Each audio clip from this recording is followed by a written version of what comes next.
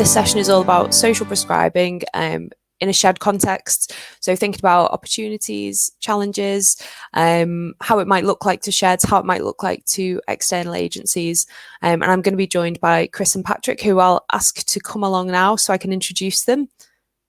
Here we go. Here's Chris. Here's Patrick. Hi. So, hello. Hi. So we've got Dr. Chris Manning, who is a retired GP, so he's well used to navigating the health and social care system. Also a shedder, Sheddington, and we've got Patrick, who's one of our volunteer ambassadors, and he's based in Frome in Somerset.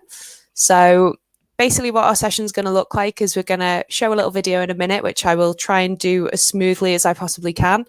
We're going to welcome questions or comments from anybody who's watching. We'll give priority to these questions if you've got any. But otherwise, I guess we're going to be having a bit of a chat about social prescribing and sheds. I've got a big list of questions to put to you guys as the shedding experts, and hopefully this will cover all the information that people watching might want to know. So that's what we're going to hope for. I'm going to put a warning out there now. My connection's been a little bit patchy, so if I freeze, we've got Laura on hand ready to jump in and take the questions from me. So don't be alarmed if Laura suddenly appears, but cross our fingers that we'll get on okay. So yeah, welcome to you both. Thank you. Thank you, Rachel. Thank you. And I'm assuming that Dr. Chris Manning is the shed expert now. Well, it's not me. I think I'm an expert, actually. Well, I guess I'll kick off with this video, and that'll give us some. Here we go. I'm just putting it on now, so bear with.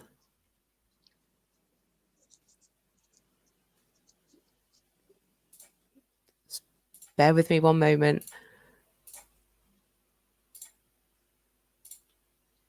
Okay, here we go.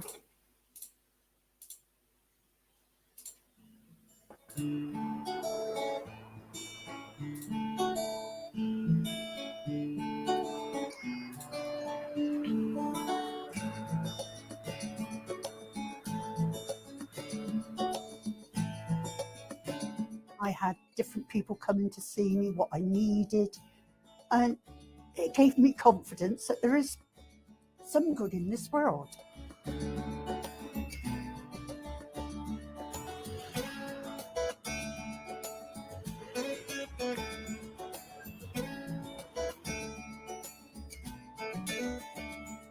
If you become disconnected and feel lonely and isolated, it's very difficult to look after yourself as well.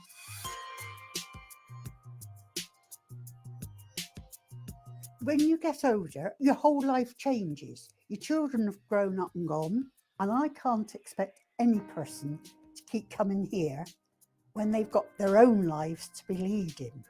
I don't think anybody can explain what the loneliness is like.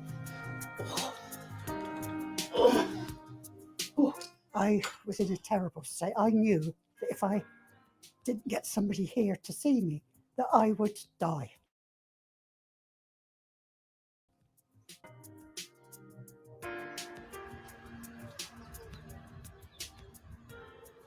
So it's treating them with kindness and compassion and listening to their story and understanding where they are in their life and what needs to happen next to make that better.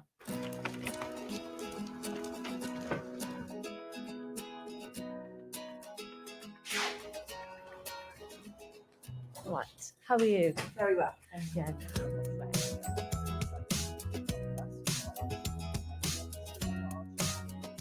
You were saying that you felt quite isolated. Yes, I did. But coming to the club, we got to know each other, and it was nice seeing each other.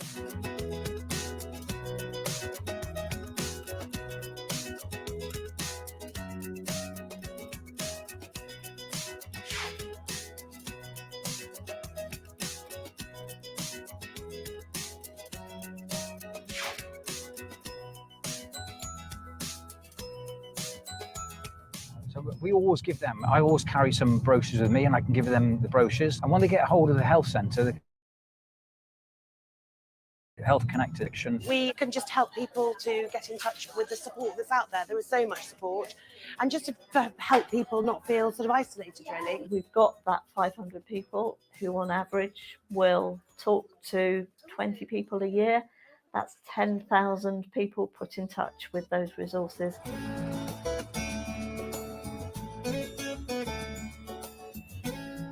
They phoned up one day, they said they got this mail that would come to see me, and that was the best thing ever happened. Well, I can't tell people what a difference he's made coming.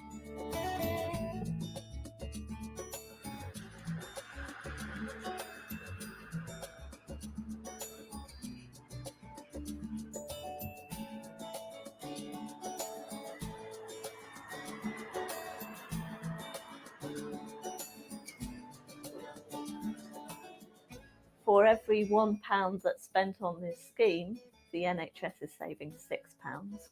And the joy of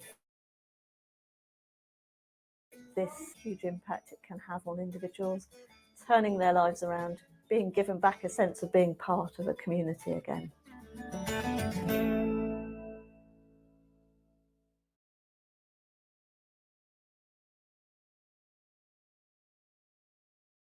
Oh. Am I muted? I'm back. Okay. No, you're back on. You're back on. Back. Okay. So that was a video. Thanks for bearing with. And Patrick, I'm going to come to you first because obviously that video was set in Frome, where you're from. Can you tell us a little bit about how social prescribing or social signposting has worked in your community in Frome? Okay, well, you've seen the video, and I get that's how it works. If you, for those people who've got a more traditional view on social prescribing, the health connectors were described in the video are typically link workers, but the difference is that we have, I think Dr. Kingston said we have 500 community connectors. We actually have 1,200 community connectors right now, and they're people trained by those link workers so that they know about all the organisations in town. And the other thing that works particularly well is that the link workers work very closely with community groups. So when the shed is open, you know, the link workers, we get visits from the link workers probably, you know, once or twice a month with people that they're referring to the shed. And even during COVID, we probably meet with them the same number of times because they have outside meeting places like the Talking Bench outside the library every Wednesday. So with these 1,200 community connectors, a lot of people in the community can already point people towards community groups. And one of the things that maybe I can point out, and I do quote some numbers and savings throughout this session, and they always come from .gov or .org websites or .com websites, not social media. This is from the .gov.uk website. There is growing body of evidence that social prescribing reduces pressure on the NHS by directing people to more appropriate services and groups. An evidence summary published by the University of Westminster suggests that where an individual has support through social prescribing, their GP consultations reduced by an average of 28% and A&E attendances by 24%, which is very similar to the experiences that the substantial reduction that we saw in emergency hospital admissions in Frome. Now, every GP in the Frome Medical Centre and link worker has, a health connector has access, as does all of the community connectors, to literally hundreds of community groups very easily from their desks or from the brochures that you saw the community driver handing out. However, I have a slight problem with the word social prescribing, and I prefer to use signposting or referrals.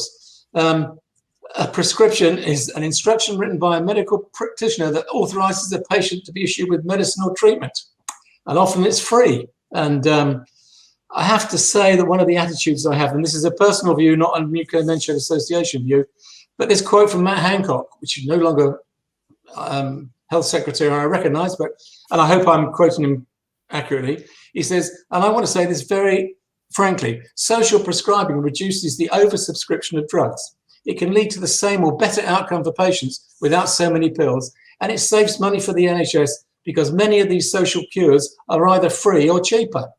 Well, if you saw the previous session or many of the sessions this week, you know that sheds aren't free, you know. And I'd just like to say that my view is that actually an average shed prevents somebody killing themselves at least once every 5 years.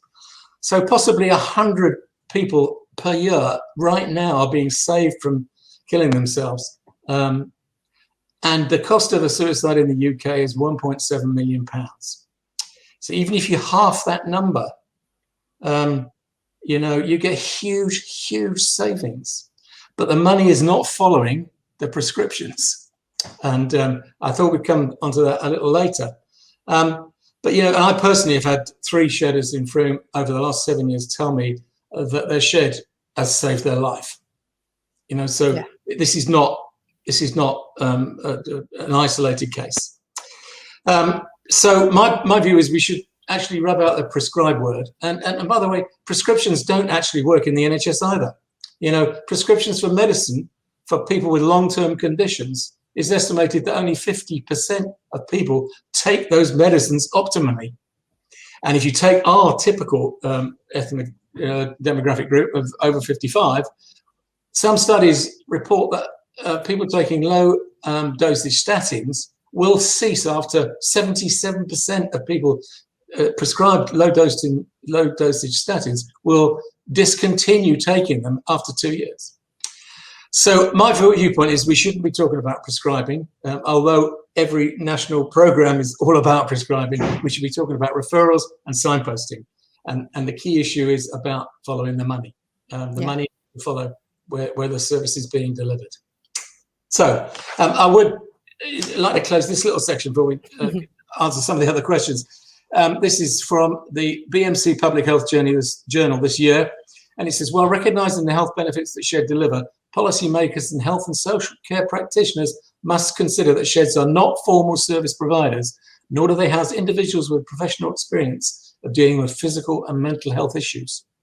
Therefore, policymakers and practitioners must find novel ways to coexist and work in partnership with such organisations to ensure a wide reach when planning male health interventions for those with and without existing health conditions.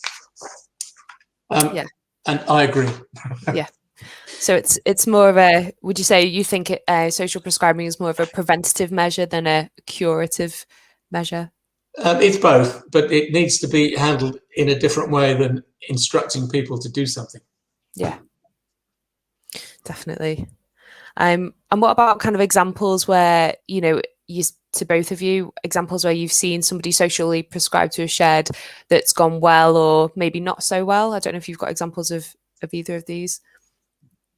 Well, if I could just add to what Patrick said, I completely agree with every word. And the only thing I would point out is that if you're going to change systems that are imposed on people, for example, prescribing or diagnosis or whatever, it's a sort of much more of a top-down thing. And in the context of a relationship which goes on over time, which is what general practice has always done, you know, that really works in terms of, you know, we've got to get the idea into medical mindsets, and the word prescribing should only be seen, I think, as a way of driving a wooden horse into a doctor's brain, just so that he starts playing with it and starts to realize that this is a great way of actually restoring people's health and keeping them out of the surgery, which I guess is just about every doctor's dream at the moment, especially as so many doctors are actually burning out and fizzling out.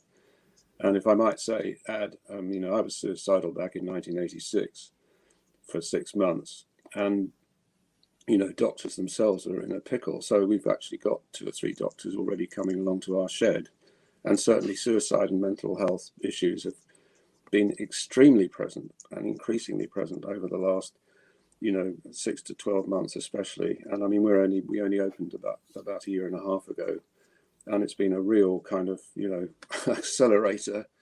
We've had up to 26 people arrive, and then COVID comes along, and just about all of us have experienced mental health difficulties and stresses.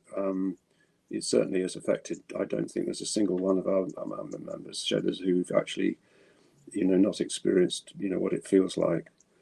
So I mean, it's a big subject, but it is the start of a complete sea change. It has to be the start of a sea change in terms of looking at you know, the things that work for people that aren't medical and clinical and any NHS business at all. But then we have got people who have got diagnoses and who are ill, who will come to sheds, quite rightly.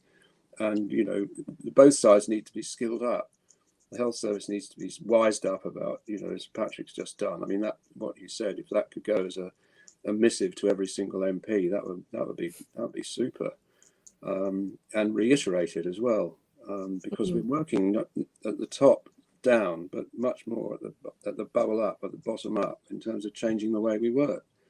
So I mean, COVID and all the rest of it, they excites and works through exactly the same pathways as chronic stress, as the pathways that loneliness and self-isolation work through in terms of our fight and flight mechanisms. The biology is exactly the same.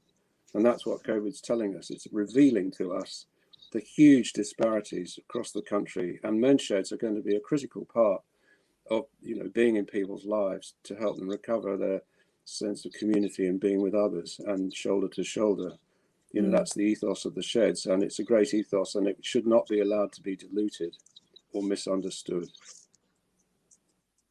Thanks, Chris. Rachel, I could give you a couple of examples. I mean, I couldn't even guess how many shedders have had aortic aneurysm tests, flu jabs, pneumonia vaccinations, blood tests, lost weight, ate more healthily, drunk less as a direct result of attending the shed. But we have some that have been referred or signposted directly from the medical centre, which have worked very well. One guy who was directed here, he actually was directed to a bereavement group in Frome, and he turned up at the bereavement group, and it was a circle of people sat in chairs, and he said, I don't want to do this, I want to do work, I want to do workshop stuff. So you need to go to the men's shed. So there's a good example where if you like, the prescription was to go to a bereavement group, and he spent 5 minutes there and then came down the shed. You know, since then he's lost weight, he's got a bucket list including driving steam trains, doing wing walking, he wants to do the zip wire in North Wales when COVID, you know, he's just turned his life around. There are others, by the way, who've not worked quite so well. So we've had some mental health referrals where it works very well with mental health referrals where the mental health worker comes with the person who's attending. That works really well. But sometimes the mental health worker says, oh, well, they're fine, we'll leave them. And we actually have to say, no, please don't leave them. And we've had a couple of occasions where they said, no, we're going to leave them. And it was difficult, you know, it was difficult. So, you know, there's some recommendations I'd make is that any referral by a link worker or a prescription, the very first meeting with that new community group should be with that link worker. The link worker should accompany the person who's been referred to that group and spend the time there, so that they make sure that they're bedded in properly. So the bad experiences is when they're just, you know, referred off. The other thing is people sometimes believe, we've had things referred from other organizations like job centers, and they think because they're over 65, it's not going to cost them anything. You know, so, you know, this stuff needs to be looked at. The money needs to follow it. And as Chris said, I mean, currently the social prescribing guidelines, I mean, this is a quote from the government recommendations to link workers. All community groups and other organisations supported to receive referrals safely, link workers should check that they're insured, have first aid training, including mental health, basic health and safety, loan working, data protection, food handling certificates, and DBS checking. Well, you know, one of the suggestions I have is this, is actually if the social prescription service was to pay for the insurance for the shed, all right, the insurer makes sure that the shed has got sufficient health and safety policies, etc., etc., etc. But in addition to that, my suggestion would be that the social prescribing service not only pays for the public liability insurance for the organisation they're referring to, they also provide free mental health training and first aid training. You know, we do first aid training for lots of our shedders, and it costs us an absolute fortune. It costs us £120, £150 a time, you know, and this is crazy. The last time we ran a first aid training course, it cost us over £1,400 because our shed doesn't comply with the requirements for the first aid trainers because it hasn't got, you know, carpet, and it hasn't got this and hasn't got that. So, you know, so these things are very expensive, and that would be my recommendation. Yeah. The other thing I would say, and I know I talked to some sheds in Chester just recently, and what they say is they require, or they request, any link worker becomes a member of the organization that they're referring to, so that they can take part in developing the health and safety policy, or the you know, the safeguarding policies, or anything else like that.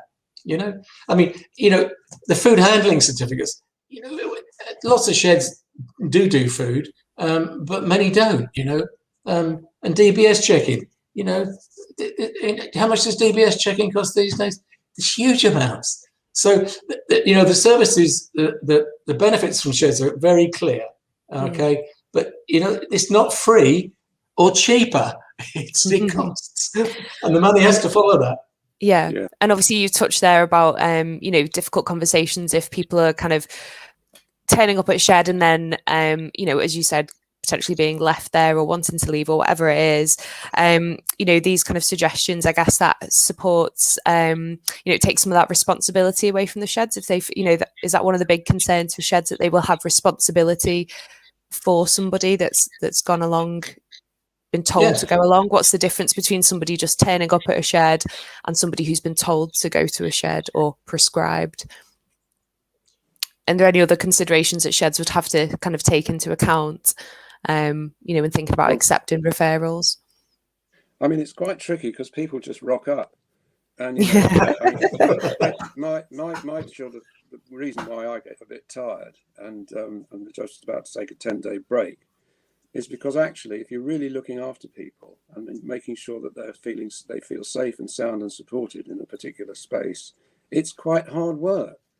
And if I wasn't professionally trained, I don't know quite what I'd do with that. I mean, yes, you know, you can lead somebody over to, you know, a powerful drilling machine. That might not be appropriate. I mean, I think the first thing, the really important thing is actually, you know, the first initial visits that anybody makes with drop-ins and people like that they feel welcome.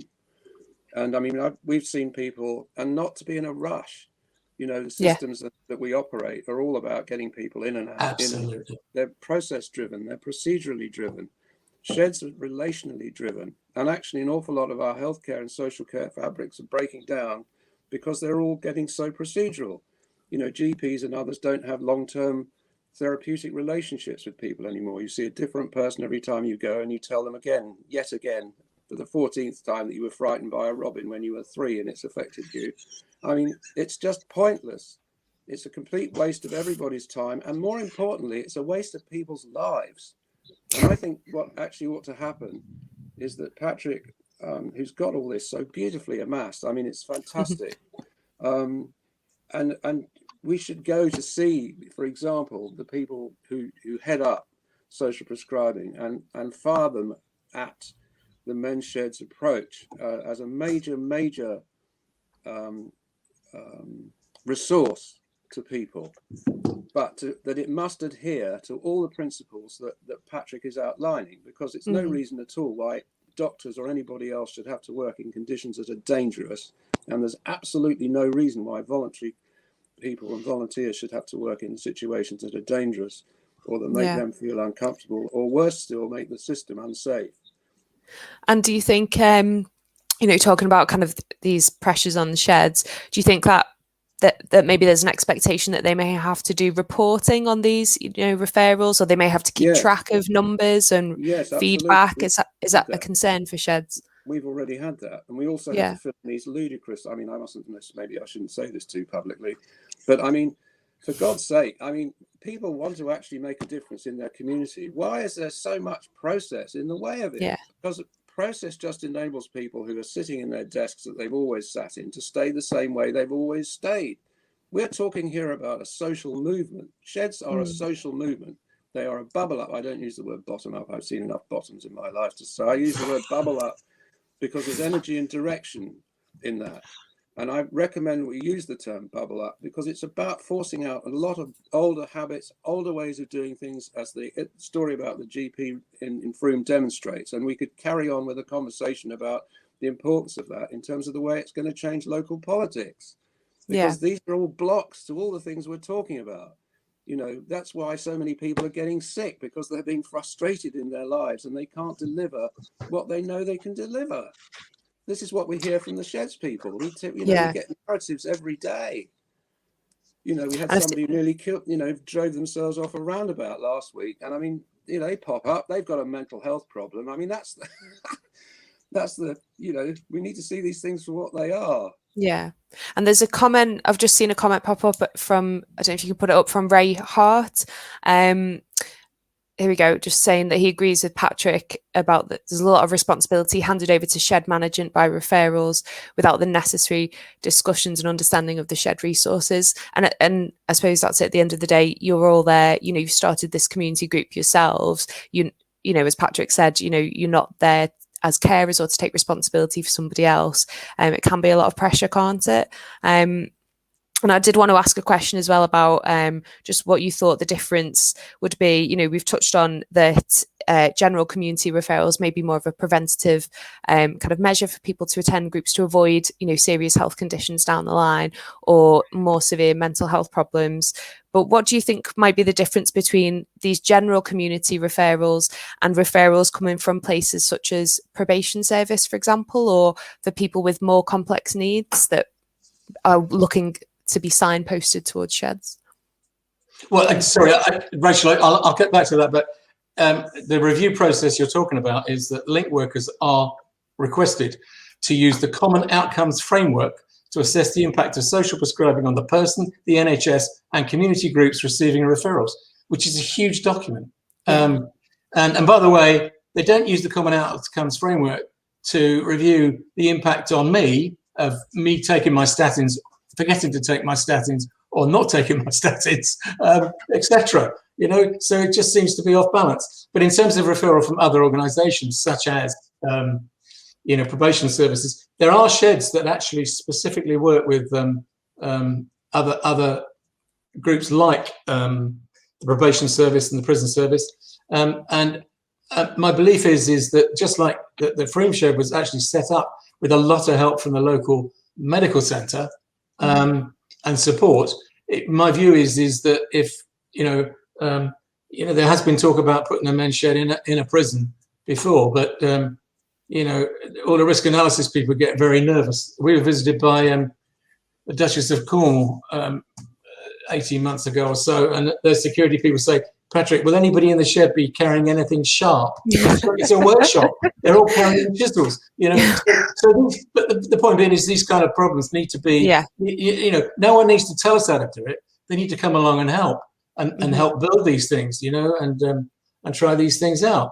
The other thing about review, are CCG analysts able to work with local partners through data sharing agreements to track the person's use of the NHS using their NHS number brackets with appropriate consent? Well, the local job centre refers people to our shed, and they ring me up from time to time and said, does Charlie attend? I said, I'm not telling you. I'm not telling you. Why would I? If Charlie wants to attend, Charlie can attend. I'm not going to tell them whether Charlie attends or not. And they say, well, you have to. I said, well, actually, I don't. And I don't tell them. And I've also had, by the way, I've had shedders say to me, not recently, I have to say, but back in 2015, I had a shedder say, Patrick, what have you put in the report to the NHS about my attendance at the shed? So people worry about that kind of stuff. And it doesn't happen. But it people want it to happen. It's ridiculous. It has to be different. But this question, money, I was going to say, do you think that potentially? Oh, sorry, I think I lost you there. Do you think that could potentially create kind of, difficulties in the shed if you're seen as keeping an eye on people? It's different, isn't it? It changes that dynamic. Untenable. Would not work. And what do you think?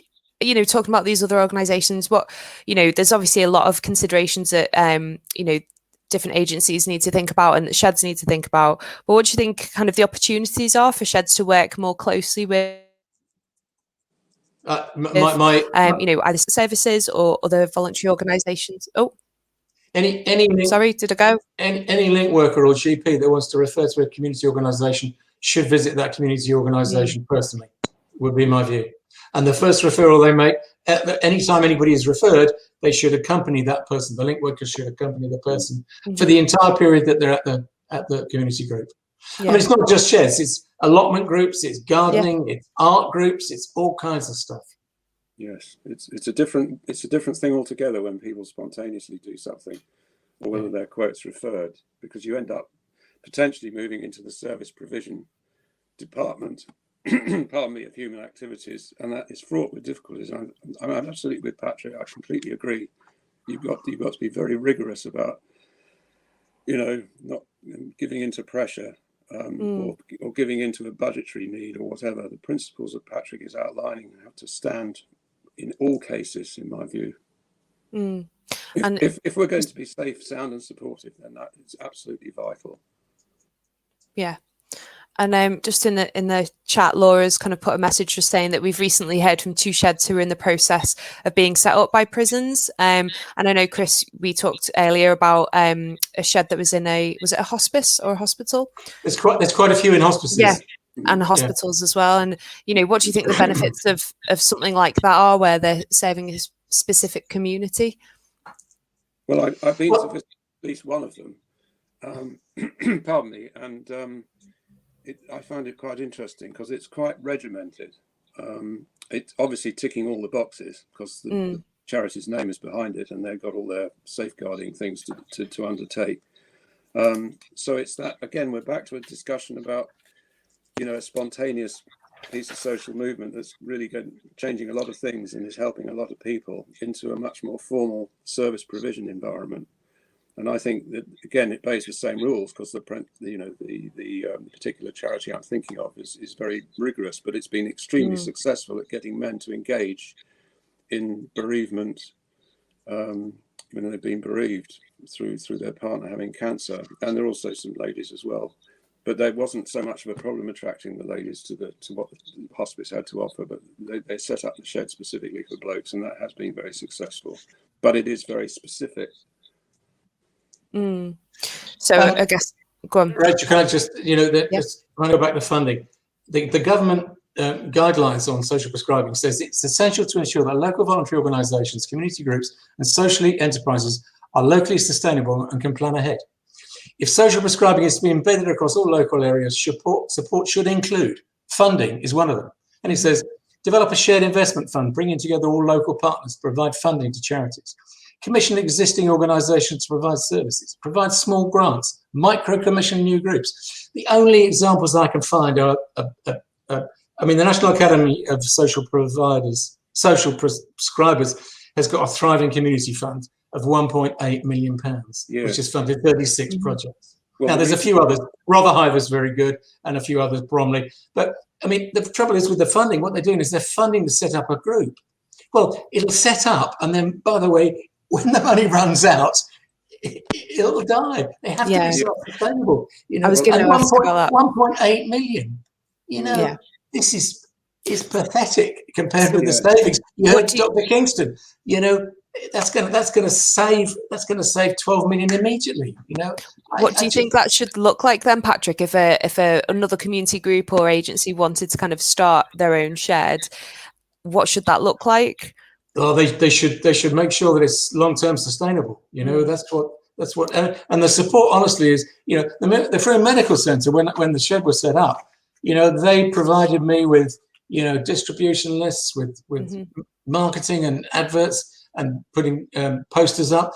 They gave me the main meeting place in Frome, which can hold 500 people. They gave me 3 afternoons free in there. And there's talking about it. It's fantastic. So you need to work together, and as Chris says, it needs to bubble up, not drop down through some kind of huge folder that no one reads. I'm sorry to bang on about it. It's a really valuable process that needs to be done right, not wrong.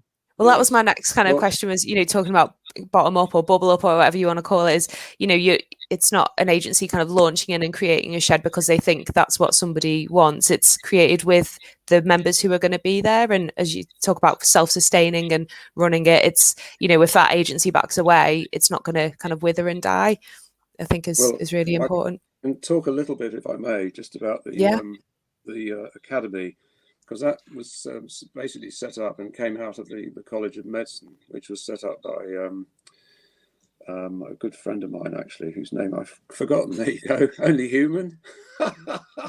Those of you who are very observant will see that I've got my very own satellite above my head. But it's switched itself off, so I can't give the answer now. But anyway, it's set up by Dr. Michael Dixon and Sir Sam Everington, who's a GP in Bromley by Bow. And these two people have been carving away at this issue as holistic doctors for the best part of 25 to 30 years. So what they've set up is exactly what it should be seen to be, which is something that has been set up, but it's not going to run unless it's plugged in and unless it's dovetailed and unless the conversations are happening. I've already actually contacted the president, who used to be past chair of the Royal College of General Practitioners, Professor Helen Stokes Lampard. And I think we need to go and have Patrick and I need to go and have a meeting with them to have these discussions, because it's come out of the right spirit. We must make sure that we don't kill it. But on the other hand, it's got to be safe, and for the people who are operating it, because doctors who design things, they don't have the experience necessarily, although Sam and Michael certainly do. But I mean, it's not something that every surgery has by any manner of means. No. And that systemic approach needs to be taken on board, which it often isn't in this country, because we're a nation of, I don't know, don't get me onto that one. I'll be off to get my double dose of paroxetine if I get onto that one. Maybe that's one for another day. Do you think another week? Yeah. Just kind of touching on that, I guess, talking about that balance, kind of keeping, as we say, talk about the magic of sheds, kind of keeping that magic alive. We know the benefits of social prescribing and how it can help people, reducing the isolation, reducing the hospital admissions. Doing the work on and looking at the effectiveness as well, because we've got the fantastic narratives, and we'll start to generate some objective data, because these are the things that people will sit up and listen once you start coming back to them with reality. That's what we need. We need to be reality people for people in power and in Parliament. They haven't a clue. Or do you think there's a risk of, that sheds or other community groups, I guess, may be kind of overwhelmed with referrals once, social prescribing is exactly. And then I guess the question is then what happens? You lose that balance maybe. Well, I live in a quite nice area in Richmond, but I haven't been approached proactively by any single person who's got responsibility for social prescribing in our borough. I've made every single contact. Bar a couple, one called Rules and the other being the voluntary services, but nobody from the official, the NHS. Okay. And again, one has to keep going to these people. Why? Get them out of their offices. Get them coming to men's sheds. Get them in the shed. Yes, stop asking all these questions. Then we can get on and do some work. Yeah, we don't need to reprove the concept of that breathing is really important for life. We don't have the National Institute guidelines on breathing, or taking. There might be. I mean, it's crazy. There probably is. And the more you proceduralize it, the further you get away from being able to deliver it. Yeah, and kind of touching on that. Sorry, I'm just said my microphone's a bit loud. And just touching on that point. Talking about, Patrick's given some tips already about what, if agencies are going to social prescribe, what advice or tips would you give to them? How could they make this look better, or how could the process be improved in order, to keep sheds, as they should be, and kind of the magic of sheds alive? How could it be improved? Well, I think this conversation really matters, if I might say so, and what Patrick's actually pulled all that together. Mm-hmm. And I mean, maybe a manifesto, if we're going to talk politics and if we're going to talk about changing the way this all works, and leading people in power with absolutely no doubt whatsoever that these things don't happen just with worthy words, rhetoric, and policy statements. Yeah, so it's actually getting people involved, as Patrick said. Patrick has delivered a raft of amazing data and narratives which need to be brought to the attention of the people in power, because I mean, we're not all living in Frome. And I mean, Frome has had we've had all sorts of issues. I mean, God knows. I mean, talk about ecclesiastical. My God. I mean, We couldn't get insurance from ecclesiastical. We said, why can't we have the same insurance policy as the church we're pasted in? But they said, oh, we don't do that. So I'm pleased to say we've got hold of Wessex. So we're dealing with Wessex, who I think insure about 50 men sheds, because these are all things that we could be tuning up. Because if we know we've got all these things in place, we won't have to waste all our time and effort and energy convincing people that we're really good. Yeah. It'll speak for itself. And I mean, the more that the UK Men's Shed Association can help at that level, strategic level, then we can become operationally much more effective. Yeah, I think so. And you know, Rachel, can I just tell you a quick story to give you an idea? Definitely. Is an example. A while back, I met with one of the health connectors here in Frome, and they said, you know, what's going on in the shed at the moment, Patrick? I said, well, actually, one of the guys, we're making a coffin for him. You know, we had a good laugh about that. And she said, well, do you think it would be appropriate maybe for me to come down and talk about end-of-life planning as a result of you guys making a coffin? And the point was that us making the coffin meant that we had 5 or 6 people who were involved in talking about end-of-life, talking about, you know, planning for end-of-life. And so the link worker, the health connector, came down and actually handed out, I think it was about a dozen end-of-life planning documents and talked people through it.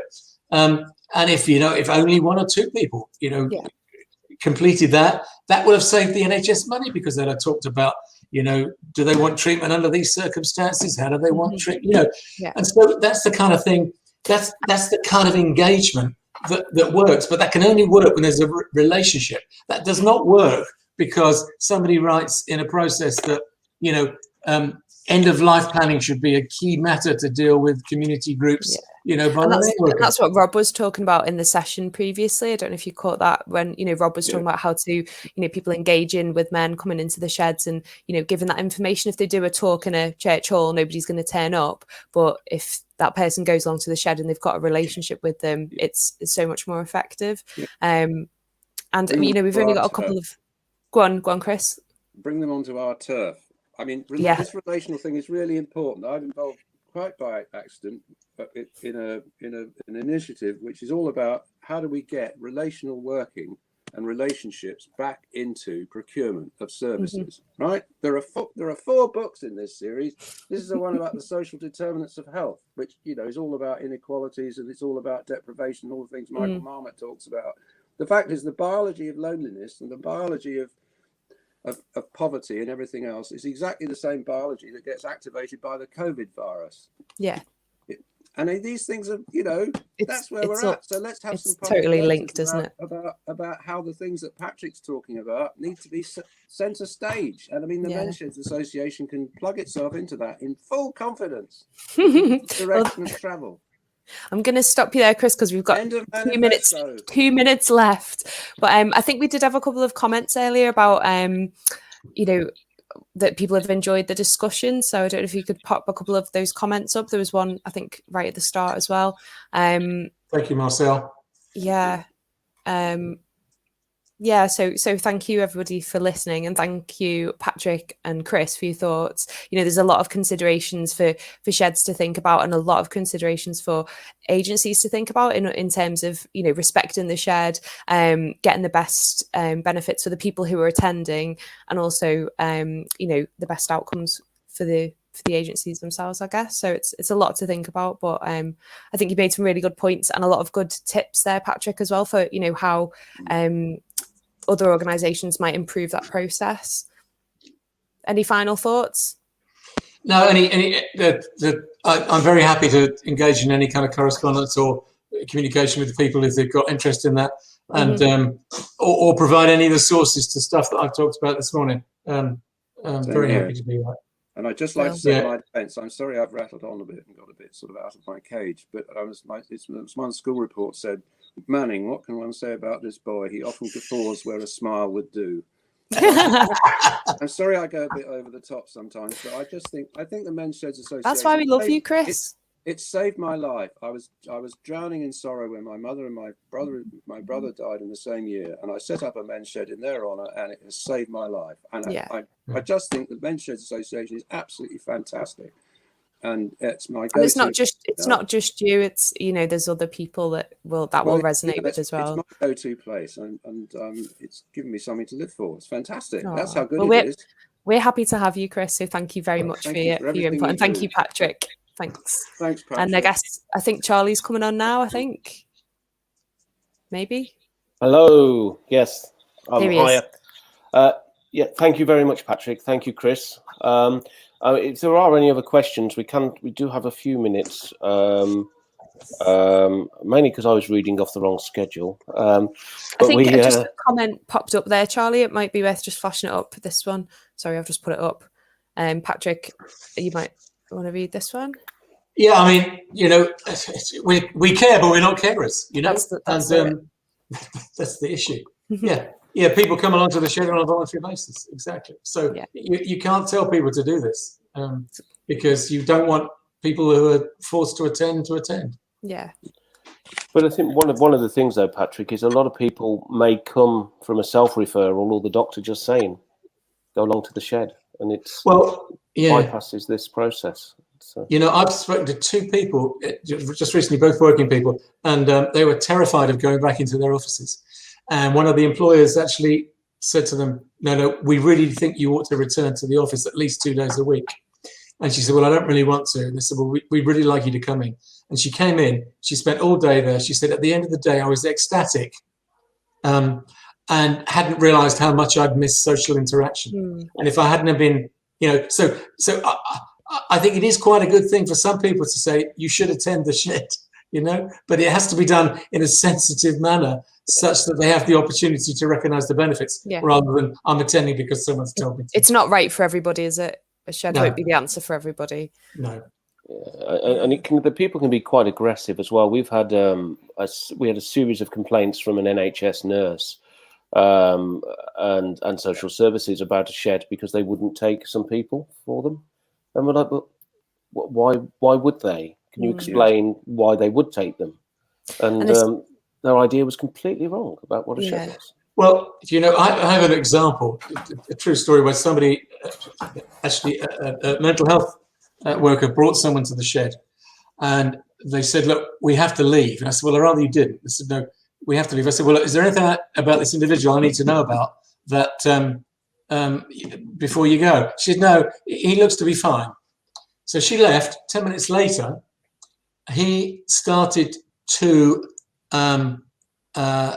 sand something down, and one of the other shedders said, well, you want to use some removal liquid.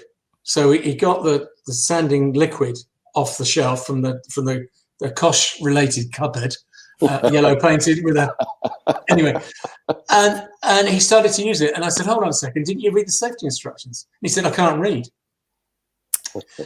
And I said, well, in that case, I'm sorry. You cannot use that stuff. And he got very aggressive. Now, you know, so there's a situation where, you know, that kind of stuff is fragile. He wasn't supported to be there in the right context. And I didn't know that he had anger management issues. And me saying you can't do that because you can't read the safety instructions. Let me run through it with you. Exasperating. And that's the thing. I guess, you know, every shed is different. This is the big takeaway, I suppose, for anybody thinking of prescribing somebody to shed, is that every shed is different. They will have their own rules, their own you know, amount of members, safety procedures. You know, it's totally up to contacting each shed individually and talking it through with them. You know, it won't be a blanket yes or no for every referral. You know, sheds might say no and they're allowed to say no. But it's having that conversation with the shed themselves about what's suitable for that person and for the shed. Yeah, and to avoid the, I heard a story, how true it is, I'm not sure, but from a shed in the north where somebody was brought to the shed. No, fine, they're absolutely fine. They had Alzheimer's and went. They said, I've had enough now. I'm going to go. I need to go home. The shed said fine. The person wasn't seen again by the shed. And a couple of hours later, when social services came to meet him, they said, well, where's he gone? Yeah, and that's a real worry, isn't it? You know, the shed is, I imagine that would be really upsetting for the shed members who can't stop that person leaving. Exactly. I mean, the story I just told about the person who couldn't read, they left the shed, you know, and it's untenable. But I mean, link workers need to work with the individual organisations to understand how the organisations work and support them. I mean, the government document, statutory bodies should work with partners to create reasonable and safe referrals based on what matters to people, whilst minimising bureaucratic controls and working to overcome an overly risk-averse approach to local community development. So they know this stuff, but at the same time, they say, our community groups, doing referral check-ins on mental health, et cetera, et cetera. It's just, they've got to work. We've got to work together on this stuff. And it works. When you work together, it works. Somebody once said that the spectator sees most of the game. And I think we have to accept that those of us who are like boundary spanners and going across all these different interfaces get a much clearer idea of the picture about how things are working or not, as indeed as the person who's maybe using services. They're the best people in the world to know exactly whether things are working or not. And that's where the feedback needs to come from, not from some mighty heavy consultancy that costs £1,500 a day per person. It's us actually moving in this space who actually get a very, very good picture of how it's working or not. And the people using services have the same experience. And we should use that a lot more than we do. Yeah, I mean, Charlie, your point, this is government guidelines. For example, people who need support with their mental health may be prevented from joining gardening groups because sharp tools are involved. So it's all understood and recognised there. But the point is that the issue will be, well, why didn't you let him join the shed? This is, unfair or unequal. Well, we have to. So it's all here, and I absolutely support it. We just have to be, we have to implement it on a sensible and practical, there is some collaborative method. Yeah, thank you for your thoughts. And there's some absolutely fantastic things that go on there. I mean, there's a shed, again, a shed not far from me, where they have a safe table where they've got one of their shedders who has dementia, and he's fully integrated. He's quite happy sending down everyone's work for them, and they're very happy that he's doing that for them as well. But it's that shed has that capacity for that person, but wouldn't necessarily have the capacity for more. But others have different needs as well. So yeah, thank you. I bought a shed, I took it home, and I erected it. I bought a shed, I took it home, I'd selected it. I bought a shed, I bought a shed, I bought a shed. I followed the instructions, studied all the plans, worked day and night to get it right with blisters on my hands. And when I put the roof on and finished off the floor, I knew inside my heart of hearts I'd be ignorant no more.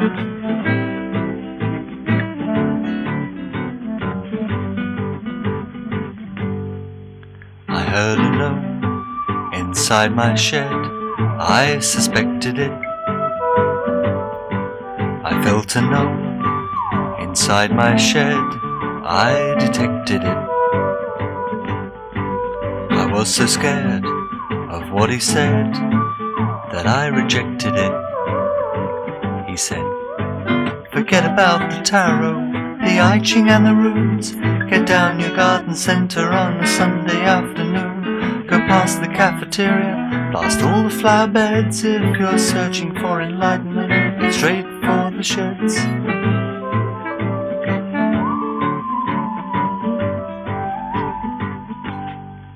And so we lived inside our shed, and we respected it. I taught him, and he taught me, and we perfected it. And all because I bought a shed.